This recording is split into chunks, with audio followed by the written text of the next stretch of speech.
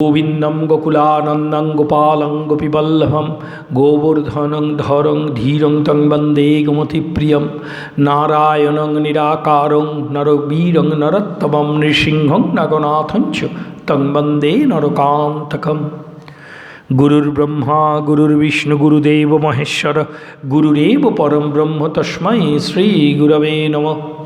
अखंडमंडलाकारं व्याप्तं येन चराचरं तत्पदं दर्शितं येन तस्मै श्रीगुरवे नमः। अज्ञानतिमिरान्धस्य ज्ञानाञ्जनशलाकया चक्षुरुन्मीलितं येन तस्मै श्रीगुरवे नमः। आचार्यं मां विजानीयात् अवमन्येत करिर्चित् न मर्तबुद्धाश्वेतु सर्वदेवमयो गुरु। जय श्री गुरुदेवाय नमः। जय श्री गुरुदेवाय नमः। जय श्री गुरुदेवाय नमः नमः। श्रीमद् भागवतम आवेशावतार पराशर नंदन कृष्ण द्वैपायन व्यासकृत भगवान चिरबालक सुखदेव द्वारा प्रचारित तत्शिष्य ब्राह्मणोत्तम शूद्रोत्तम महामुनि उग्रसभा कर्तृक पुनः प्रचारित श्रीमद् भागवतम आमरा तार अशेष करुणाय स्मरण मनन श्रवण कीर्तन आदि करार असीम सौभाग्य लाभ करेছি। जय राधे। श्रीकृष्णेर आविर्भाव अर्थात तार प्रकटन जाके बोले सहज भाषाय बोलबे जन्म। এই শ্রীকৃষ্ণের জন্ম 4টি অধ্যায়ে ব্যাখ্যা করেছেন সুখদেব, মানে যা ব্যাখ্যা করেছেন তাতে 4টি অধ্যায় আছে। দশম স্কন্ধের প্রথম দ্বিতীয় তৃতীয় চতুর্থ অধ্যায়। পঞ্চম অধ্যায় থেকে বৃন্দাবনের লীলা, বৃন্দাবন নয়, আমরা বৃন্দাবনটা সমগ্র বলি বলেই বৃন্দাবন বলছি, প্রকৃতপক্ষে বৃন্দাবন নয় বৃহৎ বন বা গোকুল, গোকুলে লীলা শুরু হলো। এবং এই লীলাটি সর্বপ্রথম মানে 6 দিনের মাথায় একটি ভয়ঙ্কর ঘটনা ঘটল। কারণ তখন বৃন্দাবনে মানে ওই গোকুলে তখন খুব উৎসব চলছে। নন্দের পুত্র জন্মগ্রহণ করেছে, কারণ নন্দের যে পুত্র হবে এই আশা আর কেউ করেনি। নন্দ তখন প্রৌঢ়, মা যশোদা বেশ বয়স্কা, সে বর্ণনা বারবার আছে ভাগবতে।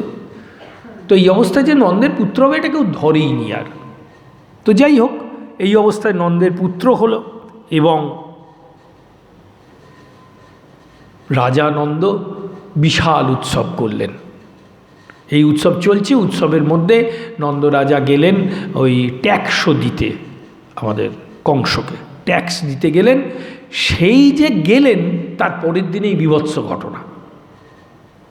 এটা আশঙ্কা করেছিল আমাদের বসুদেব, তিনি তাড়াতাড়ি নন্দকে ফেরত পাঠালেন গোকুলে। এবং তিনি পৌঁছানোর আগেই কিন্তু ঘটনাটা ঘটে গেছে, সেটা হচ্ছে পুতনা মোক্ষ, যেটা আমরা শুনেছি ইতিপূর্বে। এরপরে আরেকটি ঘটনা ঘটল, সেটা হচ্ছে 81 দিনের মাথায়। 81 দিন কেন না, ওই রোহিণী নক্ষত্রে নন্দনন্দন জন্মগ্রহণ করেছেন, আমরা জন্মগ্রহণই ধরবো। হ্যাঁ, তো সেই রোহিণী নক্ষত্র 81 দিন বাদে আবার এসেছে। এই কারণে ওই জন্ম নক্ষত্র পালন করছেন, সে বিরাট উৎসব, বিশাল ব্যাপার। মানে মানে দিয়তাং ভুজ্যতাং এসব চলছে আর কি, বিরাট ব্যাপার। অসংখ্য দান দক্ষিণা এসব দেওয়া হচ্ছে, সবাই নিমন্ত্রিত। হ্যাঁ, ভালো ভালো খাবার দাবার ব্যবস্থা করা হয়েছে ইত্যাদি। আর যশোদা দুলাল কিন্তু বুঝতেই পারছেন, প্রায় 3 মাসের কাছে বয়স, একটু ছটপটে হয়েছে। এবং সে যতক্ষণ ঘুমোবে ততক্ষণ ঠিক আছে, আর না ঘুম থেকে উঠে পড়লেই কেলেঙ্কারি। তো সেই জন্যে যাতে করে সে ঘুম থেকে না উঠে পড়ে, সে যাতে কোনো আঘাত না পায়, এই জন্যে বহুদিন ধরে নন্দের নিকেতনের অঙ্গনের একটা ধারে, মানে উঠোনের একটা ধারে, বিশাল উঠোন, মানে সেটাই একটা বিরাট মাঠ আর কি, তার একটা ধারে একটা শকট, মানে কি ওই মানে ঘোড়ায় টানা গাড়ি, সেটা খোলা অবস্থায়, শকটের তলাটা, শকটটা অনেক উঁচু, তো শকটের তলায় একটা নরম বিছনা টিছনা করে তাকে শুইয়ে দেওয়া হয়েছে, কারণ সবাই তো ওই উঠোনের চারপাশে রয়েছে, সকলের নজরটা ওইখানে থাকবে, এই জন্য তাকে শুইয়ে দেওয়া হয়েছে। এবং সেই শকটাসুর, অর্থাৎ এর ব্যাখ্যাটা কিন্তু ভাগবত মানে সুখদেব ডিটেলস বা ওই বিস্তৃতভাবে করেননি। তা কোনো একজন অসুর প্রভাবিত হয়ে সে চেষ্টা করছে শকটটা দিয়ে ওই শিশুকে চেপে মেরে ফেলার। তো ঘুমের ঘোরে শিশুরা তো হাত পা ছোঁড়ে, তেমনি পা ছুঁড়েছেন, শকটটা উড়ে গিয়ে পড়ে ভেঙে টুকরো টুকরো হয়ে গেল, শকটাসুর বধ হলো। এই শকটাসুর বধ বলার পরেই কিন্তু আর ওই ভাব হয় না, একটা ভাবে তো বলে যাচ্ছেন আমাদের সুখদেব, তিনি 1 বছর পরের একটা ঘটনা বলে ফেললেন। বুঝতে পারছেন? 1 বছর পরের ঘটনা, যে ঘটনাটা 1 বছর পরে ঘটেছে সেই ঘটনাটা বলে দিলেন। সেটাও একটা অসুর মারণ, তৃণাবর্ত মোক্ষ। তৃণাবর্ত হচ্ছে ভয়ঙ্কর ঘূর্ণিঝড়। সে এসেছিল ওই যশোদা দুলালকে তুলে নিয়ে চলে যাবে এবং তাকে নিয়ে গিয়ে কংসের কাছে আছাড়ে মেরে ফেলবে, এরকম একটা মতলব তার ছিল। সে বেচারা কি হলো, কৃষ্ণ কৃপা প্রাপ্ত হলো এবং সে কৃষ্ণময় হয়ে গেল। এটা হচ্ছে 1 বছর পরের ঘটনা। এবং ঠিক তারপরে আরেকটি ঘটনা ঘটলো, একদম মানে এই তৃণাবর্ত পরে পরেই এই ঘটনাটা ঘটল। সেটা হচ্ছে মা যশোদাকে বিশ্বরূপ দর্শন করালেন শ্রীকৃষ্ণ। খেয়াল রাখবেন, 2 বার বিশ্বরূপ দর্শন করিয়েছেন। একবার এই শিশু অবস্থায় 1 বছর বয়সে, আর একবার যখন একটু বড় হয়েছে, বছর 4-5 বয়স, সেটা আমরা শুনব, ভাগবতে আছে, হ্যাঁ, তখন নয় ব্যাখ্যা হবে। তো সেই বিশ্বরূপ দর্শন করালেন।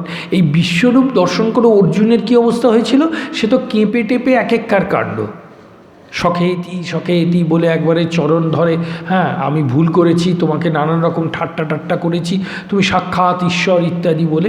অবশ্য আমাদের অর্জুন এই তাঁর এই সরাট বিরাট রূপটা দেখতে চেয়েছিলেন, ঐশ্বর্যময় রূপটা দেখতে চেয়েছিলেন, সেটা কিন্তু মা যশোদা চাননি। পরে অবশ্য অর্জুনকে ঠান্ডা করেছিলেন শ্রীকৃষ্ণ, সেটা কুরুক্ষেত্রের ময়দানে ঘটনাটা ঘটেছিল। আর এটা ঘটছে নন্দের নিকেতনের অঙ্গনের দাওয়ায় বসে, মানে উঠোনের দাওয়া রকে বসে ঘটনাটা ঘটছে। এটি হয়ে গেল, এটা কিন্তু 1 বছর পরের ঘটনা। এইটা বলার পরে আবার সুখদেব মানে ব্যাক করলেন, যাকে বলে, মানে পশ্চাৎপসরণ করলেন, আবার ফিরে এলেন সেই সময়। ওই 81 দিনের মাথায় শকটাসুর বধ হয়েছিল। তারপরে একটি ঘটনা ব্রজে ঘটছে, সেটার সূত্র কিন্তু ব্রজে নয়, তার সূত্র কিন্তু রয়েছে মথুরায়। কীরকম?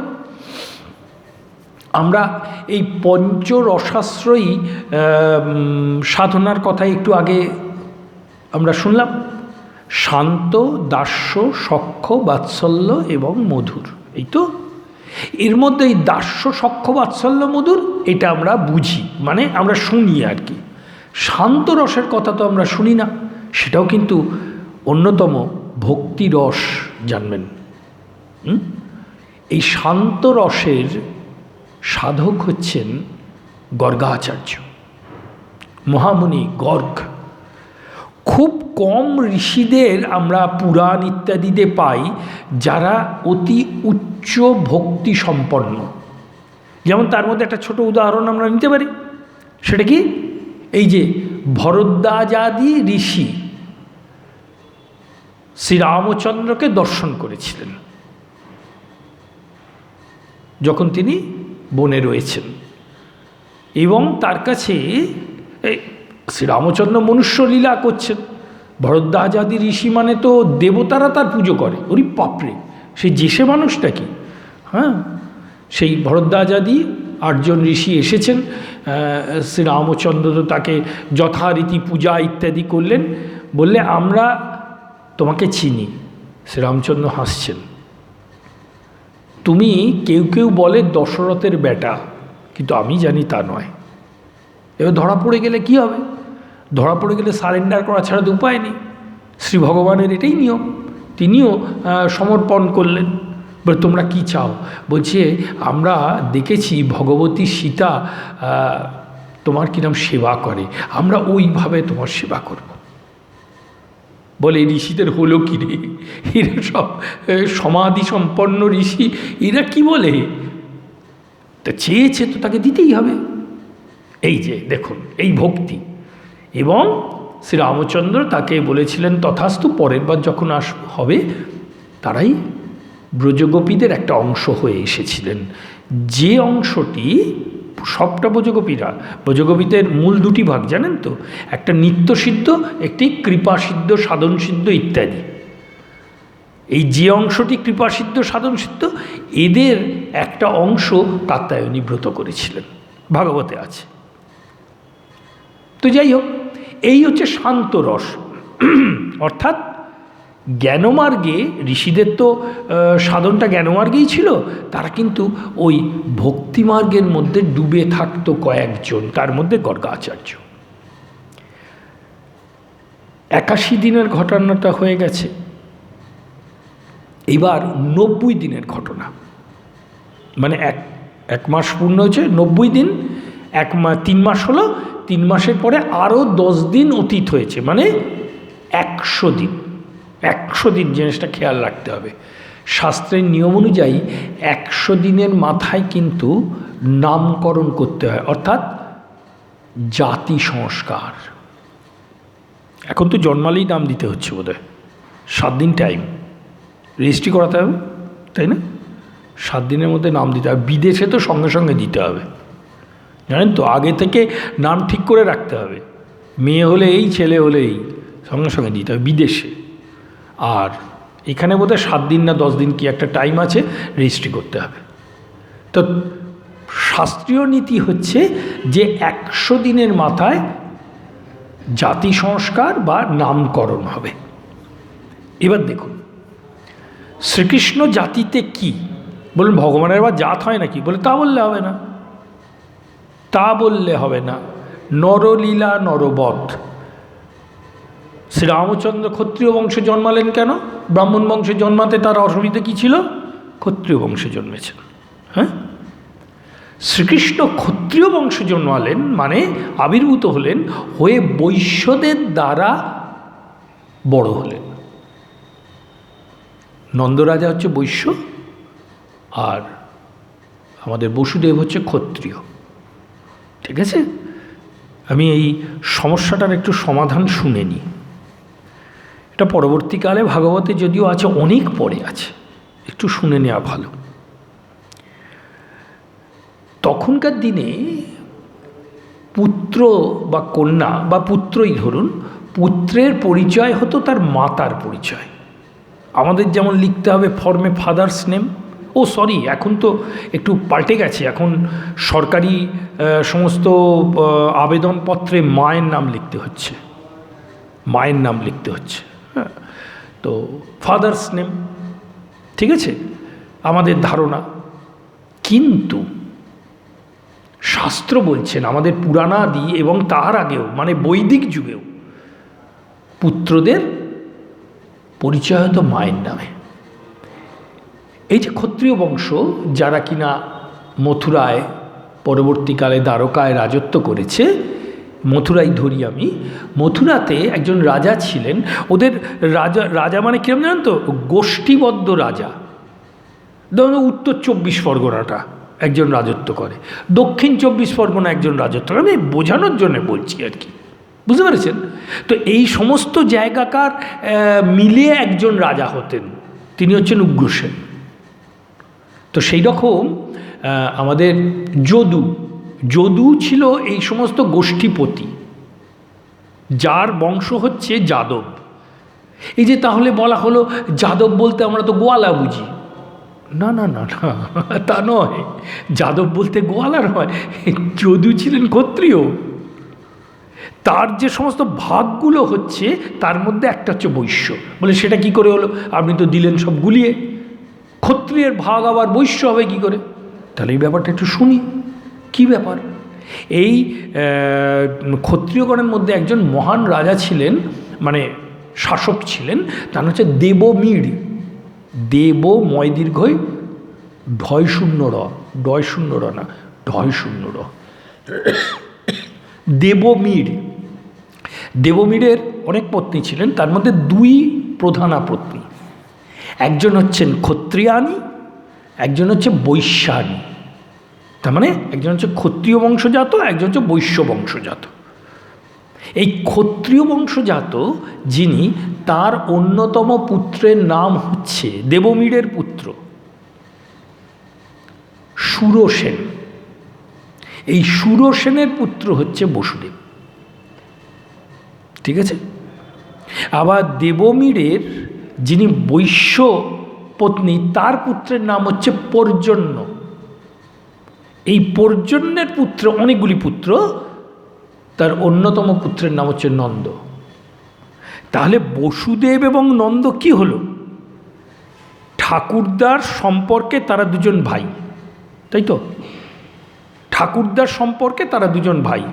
এই ভাই যতটা না, তার থেকেও বেশি কিন্তু তারা পরস্পরের সখা। এবার দেখুন, বসুদেব হচ্ছেন ক্ষত্রিয় আর নন্দ হচ্ছেন বৈশ্য। বোঝা গেল? এবার ভগবান, এই যে বলে না ভগবত লীলা ব্যাখ্যার অতীত আছে, ভাগবতে আছে। ব্রহ্মমোহন লীলা দশম স্কন্ধের 14 অধ্যায় শ্রীকৃষ্ণকে বলবেন যে তোমার লীলা তুমি বুঝিয়ে না দিলে আমরা বুঝতে পারবো না, এবং তোমার লীলাকালে তোমাকে স্বয়ং জগতের নাথ হিসেবে ধারণা করা কারুর পক্ষে সম্ভব নয়। একদম ব্রহ্মা সত্যি কথা বলছেন। এই যে দেখুন, শ্রীকৃষ্ণ মথুরা, আমরা জানি শ্রীকৃষ্ণ মথুরায় বসুদেবের পুত্র রূপে জন্মগ্রহণ করলেন, আমরা তো এটা জানি। তারপরে চলে এলেন ওই যমুনা পেরিয়ে গোকুলে। সেখানে এমনভাবে এলেন যে নন্দ কিন্তু তাকে নিজের পুত্র, মা যশোদা তাকে নিজের পুত্র হিসেবেই দেখেন। এটাও ঘটনা, এটা তো সত্যি। হ্যাঁ, শক্তি এবং ব্রহ্ম একই সঙ্গে প্রকাশিত হয়েছে। তাহলে একইভাবে তিনি ক্ষত্রিয়ও বটে, আবার বৈশ্যও বটে। এবার ভগবানের জাতি কি করে নির্দেশ করবেন আপনি? এটা পণ্ডিতগণের জন্য একটা সমস্যার ব্যাপার তৈরি করে দিয়েছেন শ্রীকৃষ্ণ। তিনি বলেছেন, আমি মনুষ্য লীলা করি, আর যে লীলাই করি না কেন, জাতির দ্বারা আমাকে কিন্তু বাঁধতে পারবে না। শ্রীচৈতন্যও তাই, শ্রীরামকৃষ্ণও তাই। আর ওদের আলোচনার মধ্যে এখন আমি উপস্থিত ঢুকছি না। তো সুতরাং শ্রীকৃষ্ণ জন্মগ্রহণ করলেন বসুদেবের পুত্ররূপে। একটা কথা বলে দেওয়া ভালো, আমাদের অনেকের ধারণা কেন তার নাম বাসুদেব। বসুদেবের পুত্র বলে বাসুদেব, সহজ কথা। হ্যাঁ, দশরথের পুত্র বলে দাশরথী না। বাসুদেব নামটা কিন্তু বসুদেবের পুত্র বলে নয়, তিনি স্বয়ং কৃষ্ণরূপে লীলা করার বহু আগে বেদ এবং বেদান্তের সৃষ্টি হয়েছে। বেদে বাসুদেব নামটি আছে। এবার আপনি কি করে বলবেন বসুদেবের পুত্র বলে বাসুদেব? বলুন আপনি। তাহলে বাসুদেব নামটি হচ্ছে নিত্য নাম, তার যে নিত্য প্রকটিত নাম অন্যতম হচ্ছে বাসুদেব। কৃষ্ণ, আমরা শুনবো কৃষ্ণ নামের কথাও শুনব। তো সেই বাসুদেব স্বয়ং, অর্থাৎ বসুদেবের পুত্র বলে তিনি যেমন প্রতিষ্ঠিত, তেমনি যশোদা দুলাল নন্দনন্দন বলেও তিনি প্রতিষ্ঠিত। একই সঙ্গে তিনি বৈশ্য, একই সঙ্গে তিনি ক্ষত্রিয়, তাই তো? এইবার দেখুন, এই রহস্যের কথাটা একমাত্র দুজন জানেন, কে? মা দেবকী আর বসুদেব। বসুদেব তো ওই গণনা করছে, তিনি নিজে অত্যন্ত পণ্ডিত লোক, শাস্ত্রজ্ঞ, কখনো মিথ্যা কথা বলেন না। সে তো বটেই, মানে ভগবানের বাবা হওয়ার সৌভাগ্য তার, সে কখনো মিথ্যে কথা বলতে পারে? কখনো মিথ্যে কথা বলেন না। হ্যাঁ, এবং অত্যন্ত শাস্ত্রজ্ঞ, এবং মুখে যা বলেন সেটাই হয়। সেইটা শুনেই তো নন্দরাজা অত তাড়াতাড়ি চলে এলো, বুঝতে পেরেছেন না? তো যাই হোক, তিনি গণনা করছেন 1 2 3 4 করতে করতে 99 দিনের মাথায় তিনি বললেন যে ওরে বাবা, আজকে তো 99 দিন, তাহলে কালকে তো 100তম দিন, তাহলে জাতি সংস্কার করাতে হবে, তাহলে নামকরণ করাতে হবে। এই কথাটা কি নন্দরাজার মনে আছে? সত্যি বলছি, মনে ছিল না। তিনি তো অত শাস্ত্র ঘেঁটে দেখেন না। তিনি তো নন্দনন্দনকে পেয়ে বিভোর হয়ে রয়েছেন, প্রেমে বিভোর, রইল পড়ে তোর শাস্ত্র। যদি তাকে পাই, আর বেদ বেদান্ত ভাগবত আদি গীতা শাস্ত্র কে পড়ে রে ভাই? যতক্ষণ না তাকে পাওয়া যাচ্ছে ততক্ষণই এইসব কচকচানি। তাকে পেলে আর ওসব দিকে কে ফিরে তাকায়, তাই না? শ্রী রামকৃষ্ণ ভারী সুন্দর উদাহরণ দিয়েছে। বলছেন, মন্ডা মিঠাই পেলে কি আর নারকলের ছাঁচ ভালো লাগে বাপু? বুঝতে পেরেছেন? তা তিনি তো বিভোর হয়ে রয়েছেন, সত্যিই তার মনে ছিল না। কিন্তু ইনি তো হিসেবপত্তর করে চলছেন। বলে তাহলে কি হবে? জাতিতে তো ক্ষত্রিয়, ওর জন্ম সংস্কার নামকরণ তো ক্ষত্রিয় মতে হওয়া উচিত। মাথায় ঘুরছে বসুদেবের, বুঝে দেখুন।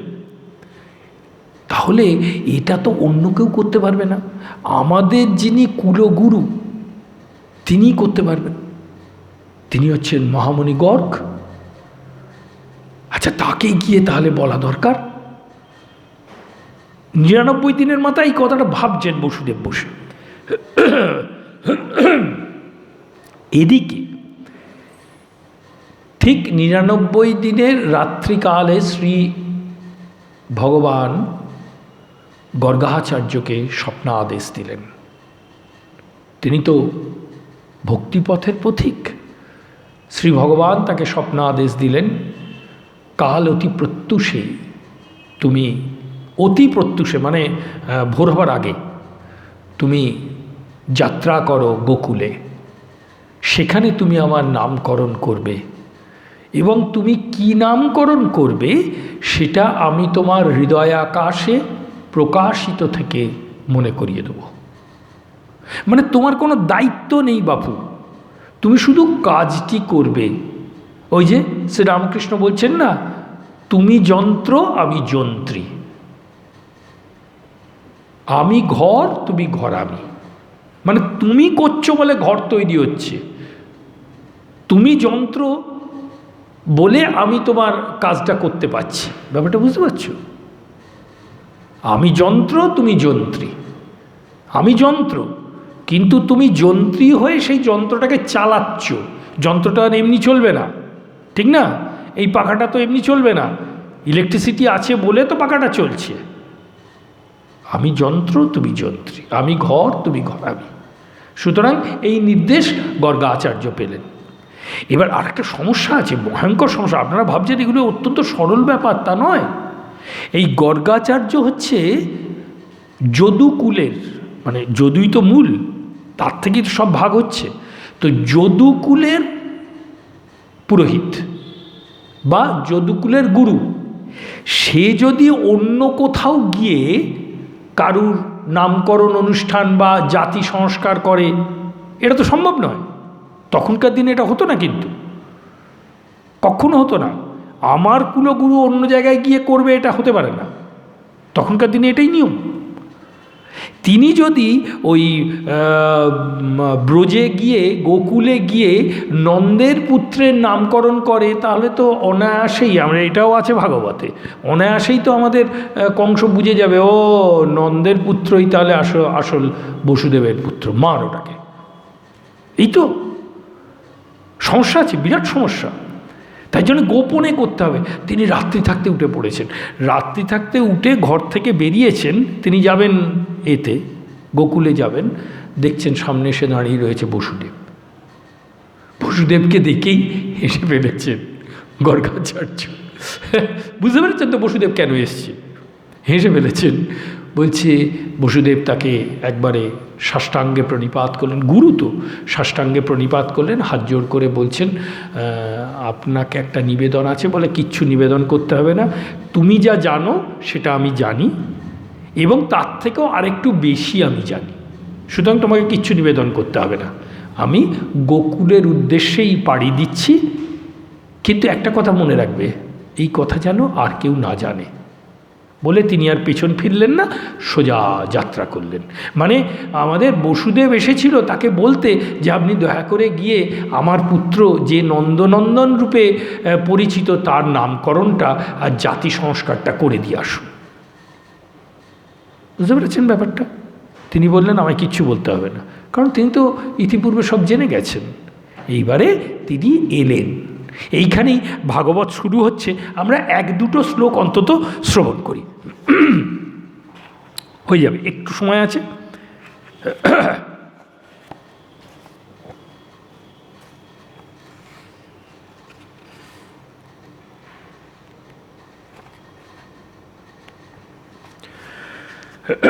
দশম স্কন্দ, অষ্টম অধ্যায়। শ্রীশুক উবাচ গর্গ পুরোহিতরাজন যদুনাং সুমহাতপঃ ব্রজং জগাম নন্দস্য বসুদেব প্রচোদিত তং দৃष्ट्वा পরমপ্রীত প্রত্যুত্থায় কৃতাঞ্জলি অনর্চ অধক্ষজ ধিয়া প্রণিপাত পুরোসর।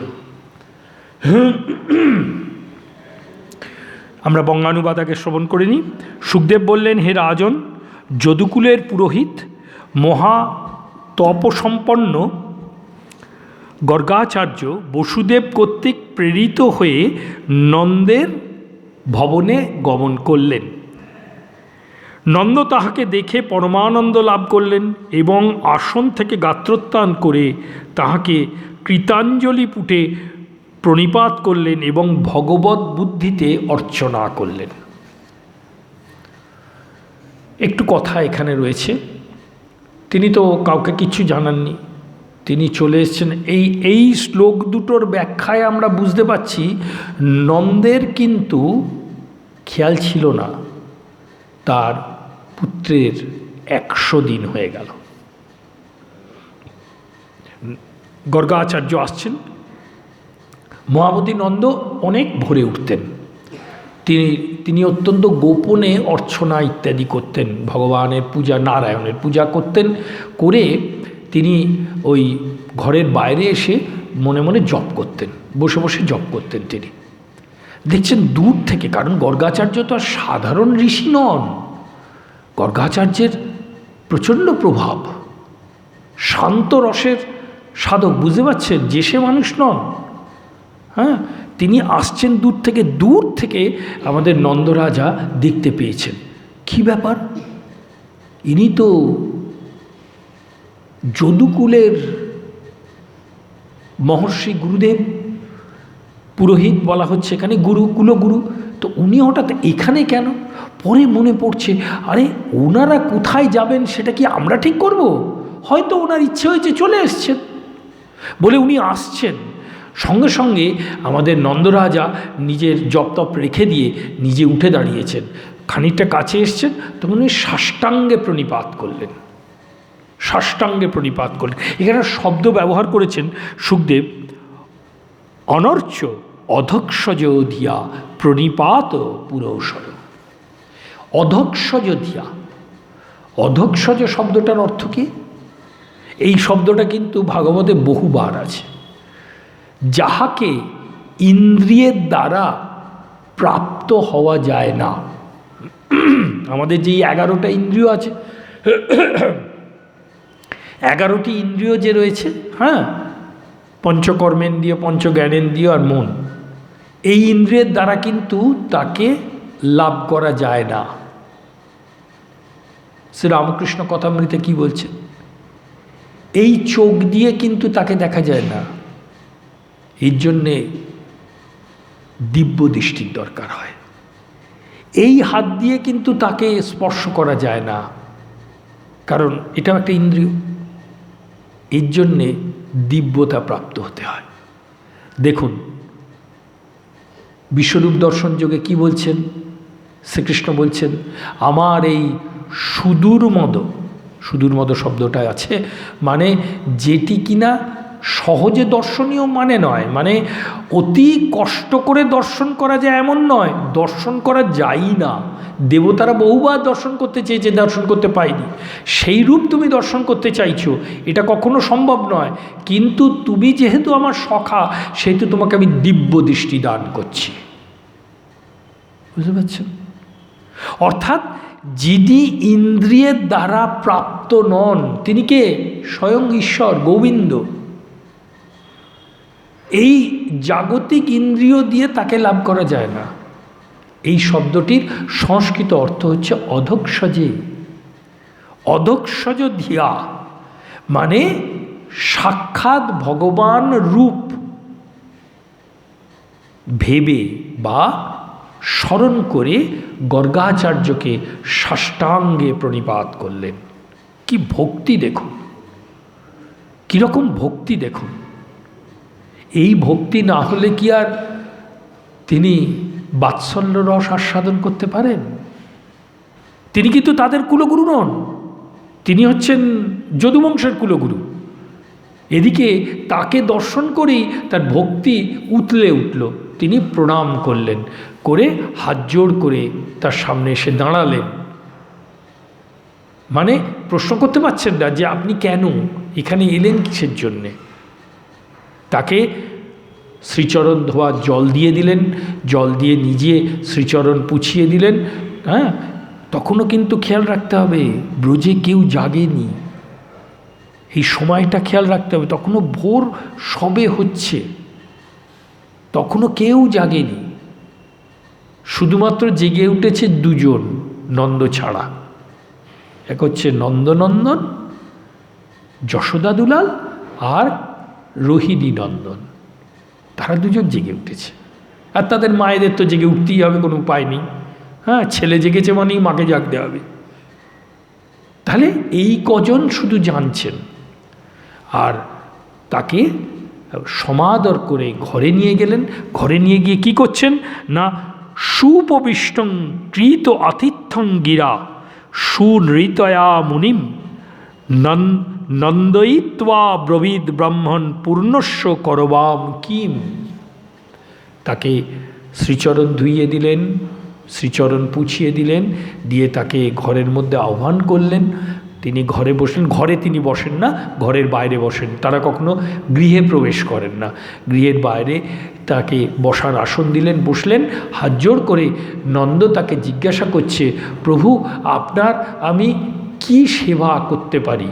দেখুন, আমরা হলে কি জিজ্ঞেস করি, কি ব্যাপার হঠাৎ এখানে কেন, তাই না?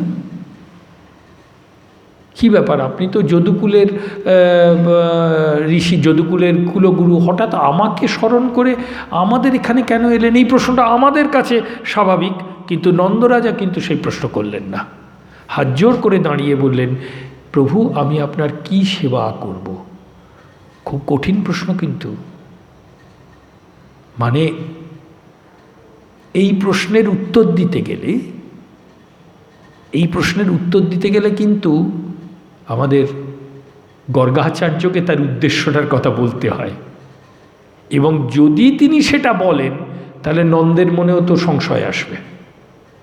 হঠাৎ যদুকুলের পুরোহিত এসে আমার ছেলের নামকরণ করবে, এই কী ব্যাপার রে বাবা, এই প্রশ্ন জাগতে পারে।